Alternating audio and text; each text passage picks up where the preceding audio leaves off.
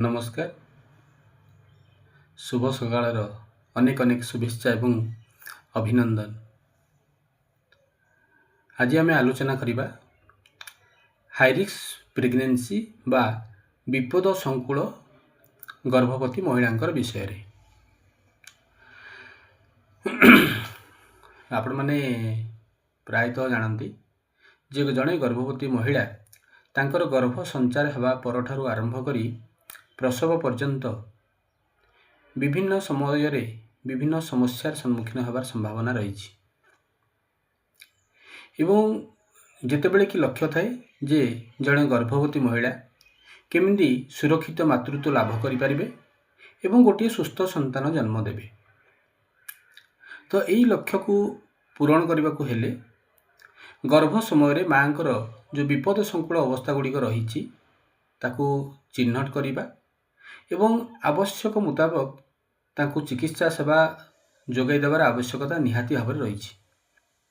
ଯଦି high risk କଣ୍ଡିସନକୁ detect କରା ନ ହେଉଛି ତାହେଲେ ଅସୁବିଧା କ'ଣ ହେବ ନା ଭବିଷ୍ୟତରେ ହୁଏତ ମାର ନିରାପଦ ମାତୃତ୍ୱ ଲାଭ କରି ନପାରନ୍ତି, ହୁଏତ ଶିଶୁଟି ଗୋଟିଏ ସୁସ୍ଥ ଶିଶୁ ହୋଇନପାରେ କିମ୍ବା ମାତୃ ମୃତ୍ୟୁ କିମ୍ବା ଶିଶୁ ମୃତ୍ୟୁ ହେବାର ସମ୍ଭାବନା ମଧ୍ୟ ରହିଛି। ତ ଏହାକୁ ଏଡ଼େଇବା ପାଇଁ ହେଲେ ଗର୍ଭଧାରଣ ସମୟରେ ଯେଉଁ ସବୁ ହାଇରିସ୍କ ଗୁଡ଼ାକ ଅଛି ଭବିଷ୍ୟତରେ ସେ ମାଙ୍କ ପାଇଁ ଏବଂ ସେ ଶିଶୁଙ୍କ ପାଇଁ ଅସୁବିଧା ପକାଇବାର ସମ୍ଭାବନା ଅଛି, ସେ ସବୁ କଣ୍ଡିସନ ଗୁଡ଼ାକୁ ଡିଟେକ୍ଟ କରିବାର ଆବଶ୍ୟକତା ନିହାତି ଅଛି। ତ ଏବେ ଆମେ ଦେଖିବା ହାଇରିସ୍କ ପ୍ରେଗନେନ୍ସି ବା ବିପଦ ସଂକୁଳ ଗର୍ଭବତୀ ମହିଳା ଆମେ କାହାକୁ କହିବା। High risk pregnancy is the pregnancy where there is a increased chance of health complication for the baby, mother or both, which required early detection, extra monitoring and specialized care। अर्थात गर्भवती महिला जो मानकर तांको निज प्रति किंबा जन्म हेबाकु थिबा शिशु प्रति विपद हेबार संभावना अछि किंबा दुई जन प्रति संभावना अछि, से महिला मानक आमे शीघ्र डिटेक्ट करिबा एवं से मानकु आम नजर रे रखिबा एवं तांकर जहा स्वास्थ्य आवश्यक स्वास्थ्य सेवा ताकू यथाशीघ्र आमे जोगाई देबा जेमि से हाई रिस्क कंडीशन टी ताकू एवॉइड करि परिबा। यदि आमे न करूछंती हेले कोन हबो, हुए तो से हाई रिस्क कंडीशन पई मातृ मृत्यु किंबा शिशु मृत्यु होबार संभावना मध्य अछि किंबा गोटे एलबीडब्ल्यू शिशु हबो जहा कि भविष्य रे विभिन्न प्रकार रोगर कारण मध्य हेई पारे। तो हाई रिस्क कंडीशन गुडी को आमे जदि केते बेले डिटेक्ट करि परिबा केमिति, तो हाई रिस्क कंडीशन को आमे जेते बेले जने गर्भवती माँ को रजिस्ट्रेशन करूछंती VHND साइट रे से समय आमे डिटेक्ट करि परिबा किंबा जने आपण माने जानंती जे जने गर्भवती महिला तार गर्भधारण परठार आरंभ करी प्रसव मध्य निश्चिंत भाव में थरे गोटे PMSME बा प्रधानमंत्री सुरक्षित मातृत्व अभियान साइट रे तार चेकअप करैथिबे डॉक्टर द्वारा, से जगह में डिटेक्ट करा जाई पारे किंबा ड्यूरिंग प्रेगनेंसी से जो 4टी VHND नेबे ANC चेकअप हम से ANC चेकअप रे डिटेक्ट करा जाई पारे। तेणु यही कंडीशन गुडी को जदि आमे वर्गीकरण करिबा ताहले आमे प्रथमटी होजी जे प्री एक्जिस्टिंग कंडीशन, अर्थात गर्भधारण पूर्वरु जो कंडीशन गुडी को तांकर अछि जेमिति कि हला hypertension, diabetes, any chronic disease. जदि आगरु पूर्व प्रसव तांकर गोटे जटिल प्रसव होइथिबो, पूर्व प्रसव रे से तांकर अस्त्रोपचार द्वारा प्रसव होइथिबो, 4 थरु अधिक गर्भधारण करि सारिथिबे, पूर्व प्रसव रे गोटे एलबीडब्ल्यू शिशु प्रसव होइथिबो किंबा गोटे गर्भरे मृत शिशु जन्म नैथिबो, आगरु तांकर कोनोसी क्रोनिक डिजीज थिबो, HIV जदि पॉजिटिव थिबो ଯଦି ତାଙ୍କର ବୟସ 18 ବର୍ଷରୁ କମ୍ କିମ୍ବା 35 ବର୍ଷରୁ ଅଧିକ ହୋଇଥିବ, ସିକିଲ୍ ସେଲ୍ ଥାଲାସେମିଆ ଡିଜିଜ୍ ଥିବ କିମ୍ବା ନେଗେଟିଭ୍ ବ୍ଲଡ଼ ଗ୍ରୁପ୍ ରହିଥିବ ଏବଂ ତାଙ୍କର ଯଦି ଉଚ୍ଚତା 140 ସେମିରୁ କମ୍ ଥିବ, ଏଗୁଡ଼ିକୁ ଆମେ pre existing high risk condition ବୋଲି କହିଥାନ୍ତି।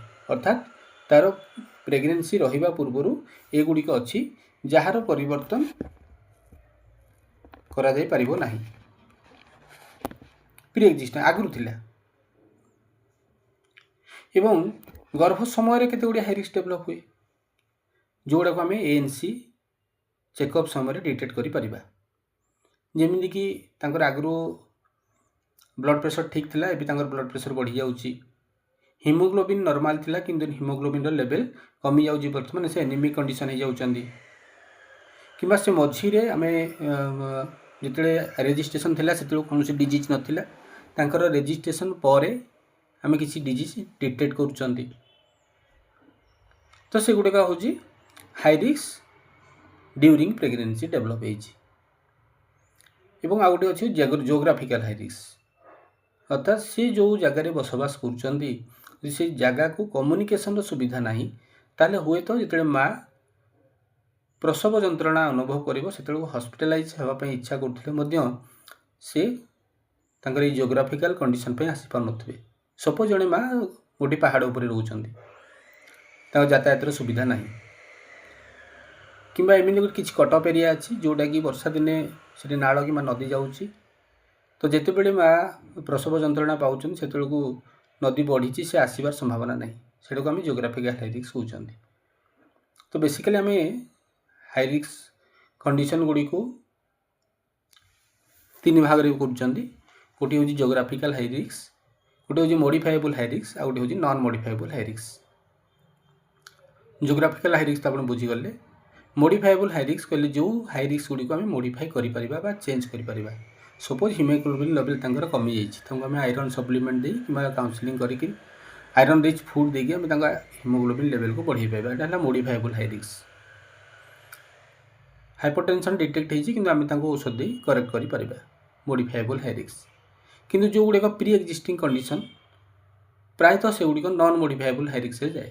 ଏଜ୍ ଫ୍ୟାକ୍ଟର ହେଲା, ଆପଣଙ୍କ ହାଇଟ୍ ହେଲା, ଏଗୁଡ଼ାକ ଆମେ ବଢ଼େଇ ପାରିବା ନାହିଁ, ଏଇଟା ହେଲା ନନ୍ ମଡ଼ିଫାଏବୁଲ୍ ହାଇ ରିସ୍କ। ତେଣୁ ଆମେ 3 ଭାଗ ହେଲା, ଗୋଟିଏ ହେଲା ଜିଓଗ୍ରାଫିକାଲ୍ ହାଇ ରିସ୍କ, ଗୋଟିଏ ହେଉଛି ମଡ଼ିଫାଏବୁଲ୍ ହାଇ ରିସ୍କ ଯାହାକୁ ଆମେ ପ୍ରେଗନେନ୍ସି ସମୟରେ ଡିଟେକ୍ଟ କରିପାରିବା, ଏବଂ ଗୋଟିଏ ହେଉଛି ନନ୍ ମଡ଼ିଫାଏବୁଲ୍ ହାଇ ରିସ୍କ ଯେଉଁଟାକି ପ୍ରି ଏକ୍ଜିଷ୍ଟିଂ କଣ୍ଡିସନ୍ରେ ଥାଏ।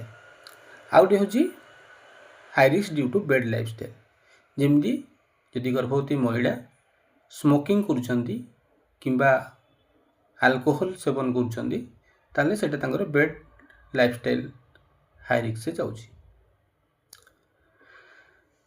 ତ ଆମେ ଜାଣିଗଲେ ଏବେ ହାଇ ରିସ୍କ କ'ଣ ଏବଂ ତାକୁ କେଉଁଠି ଡିଟେକ୍ଟ କରିବା।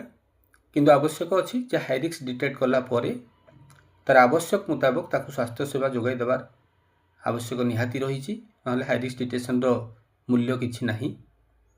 ଏବଂ ପ୍ରାୟତଃ ଆମେ ଯାହା ହାଇ ରିସ୍କ କଣ୍ଡିସନ୍ ଡିଟେକ୍ଟ କରିଥାନ୍ତି, ଯେତେବେଳେ ମା ଡେଲିଭରି ହେବା ପାଇଁ ଆମେ ପ୍ରସ୍ତୁତ କରନ୍ତି ସେତେବେଳେ ମାଆଙ୍କୁ ଆଗରୁ ବୁଝେଇଥିବା ଯେ ତାଙ୍କର ଡେଲିଭରି ଯେମିତି ଆମର କୌଣସି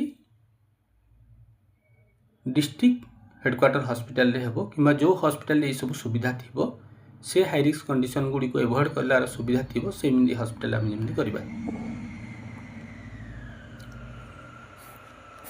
ବାର୍ଥ ପ୍ରିପେୟାରନେସ୍ର କଥା, ଯେତେବେଳେ ମାଆର ଗର୍ଭଧାରଣ 7 ମାସରେ ତାକୁ ବାର୍ଥ ପ୍ରିପେୟାରନେସ୍ କରାହେଉଛି, ତାକୁ ବୁଝା ହେଉଛି, କାଉନସିଲିଂ କରାହେଉଛି ଯେ ମାଆର ଡେଲିଭରି କେଉଁଠି ହେବ, ତ ସେ ସମୟରେ ହାଇ ରିସ୍କ ମଦର ଯେଉଁମାନେ ଅଛନ୍ତି ତାଙ୍କୁ ସ୍ପେଶାଲ କାଉନସିଲର ଆବଶ୍ୟକତା ଅଛି, ଯେମିତି ସେ ଘରେ ଜମାରୁ ଡେଲିଭରି ହେବ ନାହିଁ ଏବଂ ତାର ହାଇ ରିସ୍କ କଣ୍ଡିସନକୁ ନେଇକି ସେ କଣ୍ଡିସନ୍ ହାଇ ରିସ୍କକୁ ଏଭଏଡ଼ କଲାର କଣ୍ଡିସନ୍ ଯେଉଁ ହସ୍ପିଟାଲରେ ଥିବ, ସେହି ସରକାରୀ ଚିକିତ୍ସାଳୟରେ ଯେମିତି ସେ ଡେଲିଭରି ହୋଇପାରିବ ତାକୁ ମୋଟିଭେଟ୍ କରିବାର ଆବଶ୍ୟକତା ଅଛି। ଯଦି ଆମେ ଏତିକି କରୁଛନ୍ତି ତାହେଲେ ହୁଏତ ଜଣେ ହାଇ ରିସ୍କ ବିପଦ ସଂକୁଳ ମାଆଙ୍କୁ निरापद डेलीवरी करेई परिबा एवं गोटे सुस्थ संतान मध्य जन्म हो पारिबो। धन्यवाद। Thank you. वीडियोटी जदि आपको भल लगी ताले प्लीज लाइक एंड सब्सक्राइब करदे जहाद्वारा आगक आसवा वीडियो गुड़िक नोटिफिकेशन आप शीघ्र पाइपर। Thank you.